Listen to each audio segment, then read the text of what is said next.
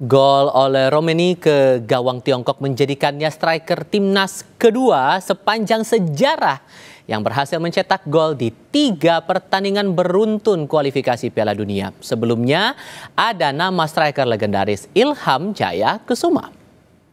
Ole Romeni merupakan penyerang kedua sepanjang sejarah timnas kita yang sukses mencetak gol di 3 laga beruntun di kualifikasi Piala Dunia. Sebelumnya ada nama Ilham Jaya Kusuma yang melakukannya saat kualifikasi Piala Dunia 2006. Ilham mencetak 1 gol saat timnas bermain imbang lawan tuan rumah Sri Lanka 2-2. Di pertandingan selanjutnya, Ilham mencetak hat-trick yang membawa Garuda membantai Turkmenistan 3 gol. Lalu Ilham kembali menyumbang 1 gol saat timnas harus mengakui keunggulan Arab Saudi 3-1. Sementara pada kualifikasi Piala Dunia 2026, Ole Romeni berturut-turut menyumbang 1 gol di 3 pertandingan, yakni melawan Australia, Bahrain, dan Tiongkok. Lalu sejauh mana peluang timnas kita melawan Jepang dan apa yang bisa dimanfaatkan dari laga nanti untuk mempersiapkan timnas kita lebih matang menghadapi putaran 4 kualifikasi. Kami akan diskusikan ini bersama mantan pemain timnas Indonesia yang juga pernah mencetak gol berturut-turut di kualifikasi Piala Dunia, Ilham Jaya Kusuma. Selain itu juga bergabung bersama kami analis sepak bola Yusuf Kurniawan. Selamat malam semuanya dengan Tifal, apa kabar? Selamat malam, kabar baik, alhamdulillah. Selamat malam, Assalamualaikum warahmatullahi wabarakatuh. Waalaikumsalam warahmatullahi wabarakatuh. Terima kasih semuanya sudah bergabung bersama kami dalam diskusi kali ini. Sudah sesuai ekspektasi nggak nih Bung Ilham? Kita lolos kualifikasi untuk putaran ketiga, melenggang ke putaran keempat. Sudahkah ini sesuai ekspektasi Anda atau justru ada pandangan lain di sini? Ya, yang pertama sih saya ucapkan selamat atas prestasi yang sangat membanggakan ini. Terutama bagi bangsa Indonesia, khususnya saya sebagai mantan pemain sudah mencapai titik tertinggi ronde keempat ya, walaupun memang nanti kita harus bekerja keras lagi. Ya saya rasa tim nasional sekarang ya yang tadi awalnya cuma hanya sampai ke ronde ke mungkin maju berikutnya, akhirnya sampai ke puncak ronde keempat ini. Kenapa tidak ya, apalagi Ketua Umum kita Pak Erick Thohir sudah memberikan yang terbaik ya bagi pemain-pemain ya saya bilang ini ya saya akuin ini yang terbaik lah. Terbaik. Ditambah lagi ada catatan ditambah lagi ada catatan sejarah baru nih. Sosok Ole Romeni ini posisinya sama dengan Anda. Jadi striker timnas yang berhasil mencetak gol 3 pertandingan beruntun. Anda melihat sosok Ole dengan performanya sepanjang pertandingan 3 laga belakangan ini gimana ngelihatnya? Iya, saya rasa kita harus punya striker seperti Ole ya. Khususnya walaupun memang dulu mantan-mantan striker kita banyak. Tapi untuk saat ini Ole sangat diperlukan karena bagaimanapun juga seorang striker apapun itu dari penalti atau dari play on atau apa yang lain, dia punya kerja cetak gol. Itu yang kita harus punya sekarang karena apapun yang terjadi banyak peluang, striker 3 ada 3 peluang tapi dia cetak 1 gol, ya itu tugas striker. Itu yang diperlukan timnas sekarang sampai akhirnya saya rasa ideal oleh ini bagi timnas striker. Oke. Kalau di mata Anda Bung Yuke secara umum sebelum kita spesifik bicarain Jepang, ini sudah sesuai dengan ekspektasi Anda? Iya, ekspektasi yang memang semua inginkan ya, bahwa kita sampai ke ronde keempat dan ini realistis, sejurus dengan apa yang sudah kita tampilkan.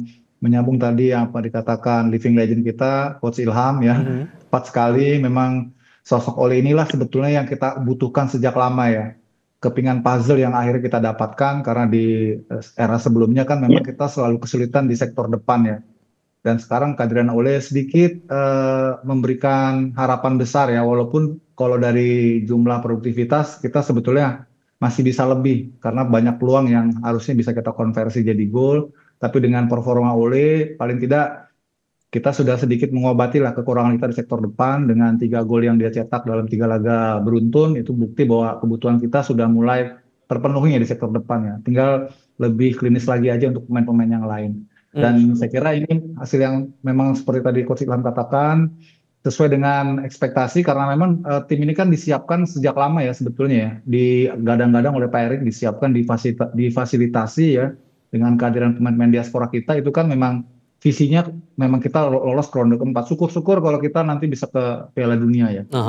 Oke, nah kita bicara spesifik untuk pertandingan tanggal 10 Juni melawan Jepang. Dengan kita pernah punya catatan di 15 November lalu kita ditaklukkan Jepang 4 gol saat itu. Tapi di sisi lain kita berharap bisa all out dalam pertandingan tanggal 10 Juni nanti Bung Yuke. Ditambah lagi posisi kita juga sama-sama aman masing-masing. Kita lolos bisa melenggang ke putaran 4. Jepang bisa lolos langsung Piala Dunia. Dengan target ini apakah tidak berlebihan atau gimana Anda membaca itu? Iya, kalau saya bilang walaupun pertandingan nanti tidak menentukan ya untuk siapapun ya, baik untuk Indonesia maupun juga bagi Jepang sama-sama sudah lolos. Jepang lolos langsung ke Piala Dunia, kita lolos ke ronde keempat. Tapi tetap pertandingan adalah pertandingan ya, dan kita harus selesaikan dengan sangat gagah karena bagaimanapun hasil nanti itu akan ikut mempengaruhi poin kita di ranking FIFA. Jadi sangat penting untuk kita pulang dengan poin. Walaupun kita mungkin underdog ya bermain di Jepang dan meski Jepang main mungkin dengan mayoritas pemain-pemain muda tapi Jepang ya tetap Jepang ya level mereka udah level dunia. Jadi kita harus realistis juga dan saya kira ini kesempatan juga bagi Coach Patrick untuk membuat beberapa racikan baru barangkali yang bisa ditawarkan lawan Jepang supaya kita semakin banyak variannya ya taktikalnya skemanya gitu. Kalau kemarin kan ada pemain-pemain yang mungkin belum dapat kesempatan main ya seperti Dean James ya. Kemudian juga Messi Lekers ya. Juga ada pemain-pemain lain yang belum turun kayak Rafael Strike misalnya. Mungkin nanti lawan Jepang ada kesempatan mereka dimainkan. Itu tergantung bagaimana nanti dalam situasi terakhir ya. Kalau saya sih menurut saya pribadi lebih baik kita mulai mencoba beberapa skema baru ya untuk perbendaharaan ke depan supaya Coach Patrick ini menjadi kaya pilihan-pilihan taktiknya gitu. Di samping yang kemarin sudah sangat bagus sebetulnya.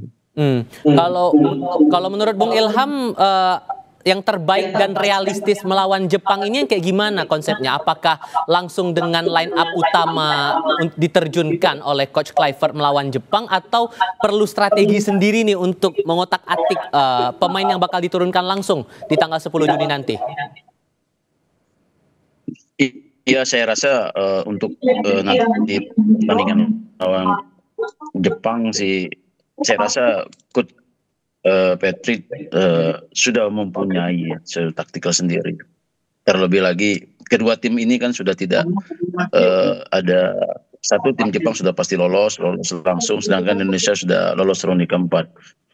Tapi saya rasa ya apa yang dikatakan Bung Yuki tadi mungkin ada betulnya juga. Mungkin ada beberapa nanti mungkin coach ya Patrick Kluivert ini akan memberikan opsi. Mungkin taktikal yang lain kemungkinan besar untuk ketika skema nanti plan pertama tidak jalan ya ada plan keduanya. Ini yang memang sangat dibutuhkan, walaupun memang kita harus untuk pertandingan Jepang ini ya jangan sampai lagi kalah ya terlalu banyak karena berimbas nanti ke mentality pemain. Apalagi kita nanti bisa mungkin curi 1 poin, kita bisa bermain dengan lepas lagi di sana ya, kita curi poin 1 ya, mental kita akan menghadapin ronde keempat ini yang lawan-lawannya cukup berat juga, begitu Mas. Saya rasa nanti Sorry saya potong di situ Bung. Karena kan kita soal mental juga ini kan yang perlu kita baca. Kita melawan klub yang berada di urutan 1 sementara ini di grup C. Kita pernah juga ditaklukkan oleh Jepang di bulan November 2024. Membangun mentalnya ini gimana caranya? Taktik atau strategi yang seperti apa yang bisa memastikan kita bahwa ya kita menghadapi dengan optimis tapi realistis juga Bung Ilham? Ya, pasti. Ya saya rasa ya tadi Patrick Kluivert juga pasti ya sudah ada khusus ya untuk menghadapi tim Jepang ini ya. Jadi ya apapun nanti hasilnya yang pasti ya tadi bermain dengan Jepang kita jangan bermain menyerang ya. Saya rasa mungkin jaga kedalaman kita ya kan tapi ya tadi butuh konsentrasi yang sangat apa namanya, sangat sekali, maksudnya konsentrasi sekali, karena Jepang ini tim 1 tim 2-nya mereka hampir sama, begitu. Oke, Anda sepakat juga soal itu Bung Yuka atau punya pandangan lain di sini? Iya, betul. Jepang ya tadi saya katakan di awal Jepang tetap Jepang. Jadi kita harus realistis, harus rasional juga. Memang kita pasti punya keinginan ya minimal 1 poin untuk bisa menjaga mentalitas kita, kepercayaan diri kita ke depan. Tapi di sisi lain juga kita harus konsentrasi, harus fokus, jangan berbuat kesalahan-kesalahan yang nggak perlu ya. Jepang ini kalau dikasih nafas sedikit, dikasih rongga sedikit, wah itu udah membuat kita sulit ya. Jadi kita harus kompak, harus solid ya, komunikasi harus bagus, terutama di kedalaman. Dan menurut saya defense counter menjadi pilihan taktik yang paling realistis untuk kita terapkan lawan Jepang ya. Lebih baik kita menunggu di middle gitu ya, ataupun saat kita kemarin ketika lawan Cina kan juga saat kita off the ball gitu, kita pakai formasi 5-4-1 gitu. Begitu pas kita possession kita langsung spread out ke depan, bermain lebih vertikal ya, memanfaatkan dua flank kita. Mungkin cara-cara itu yang bisa kita lakukan lawan Jepang gitu. Tapi kalau Anda mencermatinya lini depan kita bakal bagaimana nanti saat melawan Jepang? Apakah nanti masih belum padu karena kesulitan ketika masuk kotak penalti atau gimana formasi pemainnya nanti? Apakah akan sama seperti di Tiongkok? Iya, ini kalau versi saya ya, saya lebih cenderung mempertahankan Trisula yang kemarin lawan Cina ya, karena sudah mulai kelihatan tuh padu padannya antar Egy dengan Ole, kemudian antar Ricky Kambuaya dengan Ole. Kalau Egy dengan Ricky Kambuaya mah sudah kita tahu bersama lah karena mereka satu klub ya, jadi chemistry-nya sudah baik. Jadi kalau versi saya lebih baik mempertahankan trio itu di depan supaya semakin bonding lagi mereka kerjasamanya. Dan semakin apa ya istilahnya semakin smooth lagi. Nah tadi pertanyaannya bagus tuh. Kita bisa nggak lebih sering masuk ke dalam ya? Nah, karena ketika lawan Cina itu kita sulit sekali masuk ke penalty box ya. Itu kenapa? Karena ketika Ole itu drop back gitu ya, turun ke belakang untuk jemput bola, itu nggak ada yang ngisi posisi Ole di depan.